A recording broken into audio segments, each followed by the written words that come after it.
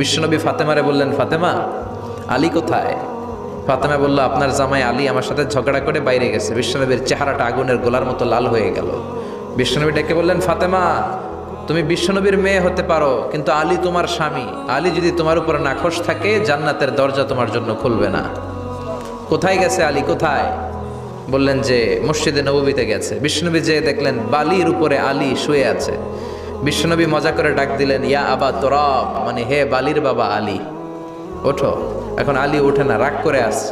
বিশ্বনবী এদিক দিয়ে তাকায়, আলী ওইদিকে তাকায়, মনে মনে কয় এতক্ষণ আপনার মাইয়াই গুতাইছে, এখন আপনি গুতাইতেছেন। বিশ্বনবী যাই বললো, আলী রাগ করো না, ওঠো, তুমি আমার চাচাতো ভাই, আমার ঘরেই তো তুমি মানুষ হয়েছ।